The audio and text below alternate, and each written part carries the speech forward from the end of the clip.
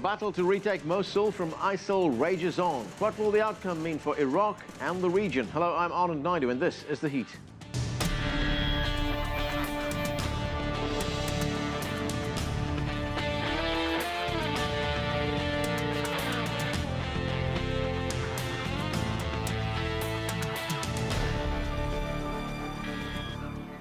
Ever since ISIL fighters captured the city of Mosul in northern Iraq in June 2014, it's been a vital stronghold for them.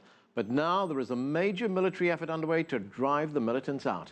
Over the last week, thousands of Iraqi security forces and Kurdish Peshmerga fighters, with the assistance of United States military forces, have launched an offensive to free the city. It will not be an easy fight, and there are worries too that thousands of refugees may be forced to flee. We begin with CCTV correspondent Natalie, who joins us from Erbil. And Natalie, what's the latest on the battle to retake Mosul? How large is the offensive? Who's involved? And how is it progressing so far? Well, what we're seeing right now is very good progress on it.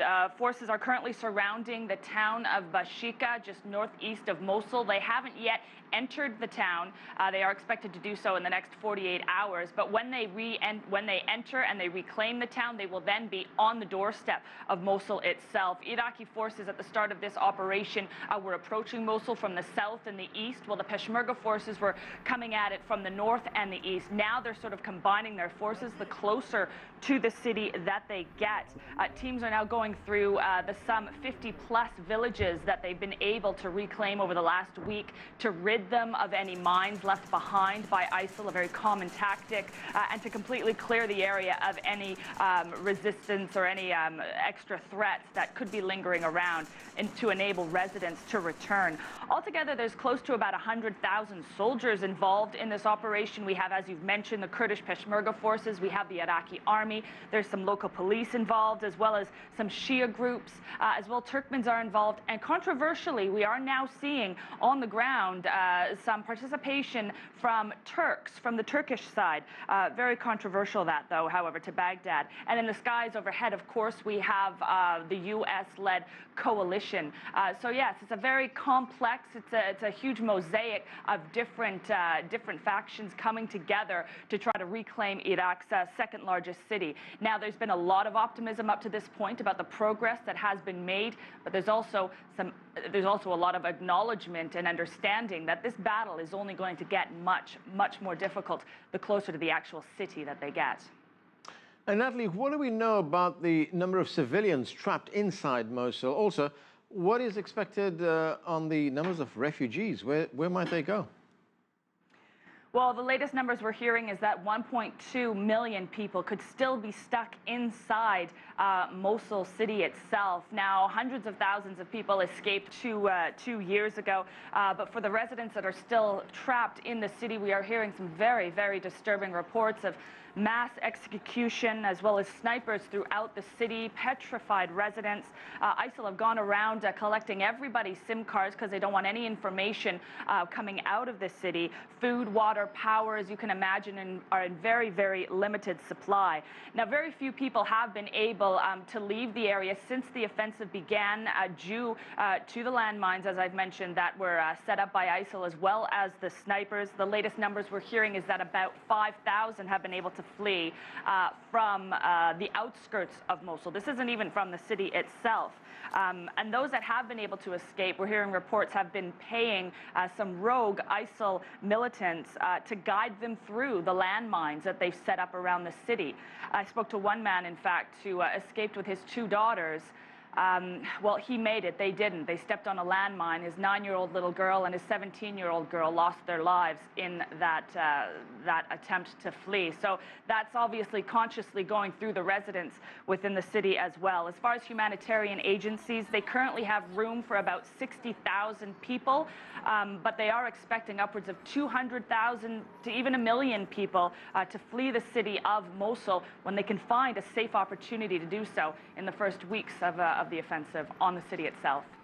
And how long is this assault expected to last? Weeks or months? And if ISIL is defeated, how much of a defeat would it be for them? Well, coalition forces have acknowledged and are expecting that the battle for Mosul itself is going to take weeks, could even take months, as ISIL really hikes up their resistance against them. And that is because Mosul is such a very significant and important city for the militants. For one, Mosul was the city where their leader, Abu Bakr al-Baghdadi, took to the main mosque 2 years ago and announced the terrorist organization's so-called caliphate, which really sort of launched them into the international media and made them a global threat.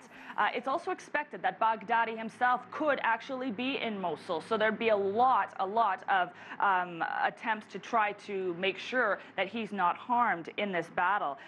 Mosul, of course, is also on a very strategic trade route, and it really is the last stronghold for ISIL in Iraq. While they do still hold a couple of pockets, it's nothing in comparison to holding on to Iraq's second largest city. So this is a significant battle for ISIL. They have upwards of 5,000 soldiers, so they claim, in the city, ready to defend the city, and coalition forces are expecting them to defend the city with their lives. Thanks, Natalie. That's CCTV's Natalie Carney reporting from Erbil. And joining me now here in the studio is Rend al-Rahim. She is a former Iraqi ambassador to the United States, and she is president of the Iraq Foundation. Also with us from Baghdad is Hiwa Osman. He is an Iraqi Kurdish journalist and commentator, and he served as media advisor to President Jalal Talabani. And also with us in the studio is Stephen Miles. Yep. He is the advocacy director for the organization Win Without War, a coalition formed in opposition to the U.S. wars in Iraq and Afghanistan. Welcome to all of you to the show. Let's start in Baghdad with Hiwa Osman. Hiwa, we're getting reports that ISIL fighters have booby-trapped the city of Mosul. We're also getting reports of civilians being killed, and the Associated Press reported over the weekend that up to 80 Iraqi service members have been killed in this battle. Are we looking at major loss of life and destruction in the city of Mosul in the days ahead? By the look of things, yes. ISIS is preparing a surprise every other day. Unfortunately, there does not seem to be a good political plan to get rid of them and to promise the people who are with them for the day after. Today, what we are seeing is very strong military campaigns on all sides, and there does not seem to be a political agreement. And in the absence of a political deal for the day after, ISIS is turning it into an Arab-Kurdish war, a Sunni-Shia war, a Muslim-Christian war, and they are able to. They seem to have decided for Mosul to be their death or their defining battle. Basically, by what we are hearing from them, they do not seem to be willing to flee the city. They will be fighting to the last bullet or to the last bomb. Ambassador, no political plan. What is your assessment of what is going on in Mosul right now? If we could possibly pass what Hiwa just said, I think there are two aspects to this battle. One of them is the military one, and it seems to me that the military one is going well, in spite of the fact that ISIS is pulling all the plugs. For ISIS, Mosul is of huge symbolic value. This is where they declared the caliphate. Al-Baghdadi is from Iraq, so Mosul is especially important for him. They're going to fight, as Hiwa said, to the last bomb, to the last man. Nevertheless, the Iraqi forces, the Peshmerga, and so on, are doing a very good job of advancing in spite of the obstacles.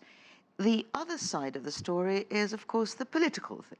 What happens when Mosul is liberated? And this is where we have the big disjointed, planless move forward. In other words, there really isn't, apart from possibly an agreement between the government of Iraq and the government in Erbil, the KRG. There may be some kind of agreement as to an aftermath and a settlement, but I don't think it's a very clear one. And certainly these are not the only factors at play here. We've got all sorts of other interests brewing in the Mosul pot. Isn't this the story of these recent wars in the Middle East, that there's always a battle taking place, no plan for what happens afterwards? Well, unfortunately, we are seeing a repeat of many of these ventures in the Middle East, and we can even go back to 2003 when, after the collapse of the regime of Saddam Hussein, the planning was deficient. There wasn't a very clear idea of what the risks would be, how to mitigate them, how to create the structure of a state so that everybody has a stake in it, and so on. Yes, I think this is a drawback that we have seen again and again. But in Mosul, it's very dangerous because I think the Battle of Mosul is going to determine whether Iraq stays as a unified country, perhaps with autonomous regions and so on, but as a state, or will simply fall apart completely. I think Mosul is going to be the defining moment when we find out. Stephen, what is your opinion right now? As the ambassador says, Iraqi forces, Peshmerga forces, have been making some progress, but there is no plan for what happens afterwards. And in the meantime, are we going to see another humanitarian disaster here, people fleeing the battle? Yeah, unfortunately, I think we are going to see another humanitarian disaster. And I think you hit the nail on the head when you said this is kind of the same song we've heard before, unfortunately. The reality of these wars in the Middle East, particularly the U.S. military involvement in Iraq, is this is a story that has played out time and time again. We're very good at military operations. We shouldn't be surprised. We have the most powerful, capable military in the world. And when we use it in assistance of tens of thousands of forces on the ground made up from these various fighting forces, of course they're going to be able to liberate Mosul. They could liberate anywhere. It's really always this question of what happens next. And it's the part that we continue to ignore because we focus on the military aspect. We focus on these kind of things that make for good television, things that make politicians feel good, at the detriment of solving the underlying issues. And that's always going to lead to these humanitarian crises. It's going to lead to the continued political instability, the challenges that come with these sectarian divides and other divides. And unless and until we support real political solutions to those underlying problems, we're going to be fighting to liberate Mosul and Fallujah and Ramadi all over again in another couple years. But let's go to Hiwa in Baghdad. And Hiwa, why has it taken the government 2 years to mount this battle to retake Mosul? Well, it has been part of the international coalition. I mean, part of the reason was that the international coalition was not ready. The other part, I think ISIS was establishing itself in these cities, and the former government, the former Iraqi government led by Mr. Nouri al-Maliki, was so sectarian, so I would say bad in their policies towards the Sunni component of the country, that it has pushed some people who live under ISIS to prefer living under ISIS than living under Nouri al-Maliki. And this was a big problem for moving forward. And the other issue is that the international community, Iraqis were not able to do it alone. The international coalition was not ready to start any time earlier. But now I think they are rushing the battle today. It seems that the analysts here on the ground see that it is a possibility that the United States is pushing for this, so that, or President Obama, so that he can get something in, a quick victory in before the election, the U.S. general elections. Ambassador, as Hiwa points out, this is not simply a battle between good guys and bad guys. There's a lot of different factions here.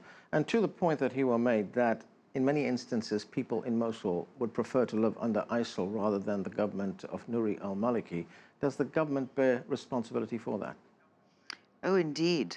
I think what we had before 2014 really was the seeds and the hospitable environment for the growth of something like ISIS.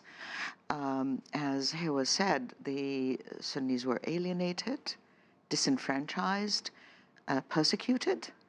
The Kurds, of course, Hiwa didn't mention that, but the Kurds were also alienated.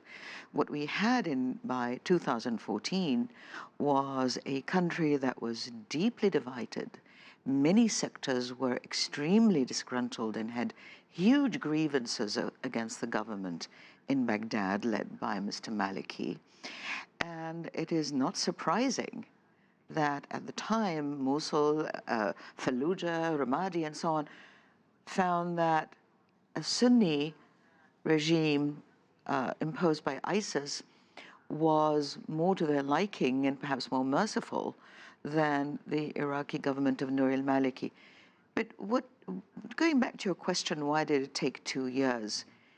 I think it's actually rather miraculous that it took 2 years, because the collapse of the Iraqi army, first of all, the disintegration, the dysfunctionality of the Iraqi army in the final years of Nouri al-Maliki was known to all. And obviously, as we know, when ISIS moved into Mosul and Ramadi and Fallujah and Salah ad-Din, the Iraqi army, there was no there. There was no content to this Iraqi army. But surely the collapse of the Iraqi army goes back to before Nouri al-Maliki. It goes back to the time the United States occupied Iraq. Yes, but there had been an improvement of the Iraqi army up until 2011. The US and the allied forces and the coalition that existed up to 2011 actually did a lot of training, brought in officers, trained them, trained police, and so on. There was a very large training program. But after 2011, and particularly after 2012, we began to see a gradual decline. Cronyism, replacement of officers, and so on, sapped the morale of the army, and the command and control structure really was collapsed. And so in 2014, the collapse of the army was total. We needed the 2 years in order to rebuild the armed forces. And it would never have been possible, no matter how much coalition and allied support there would have been, it would not have been possible to do it in less time than that.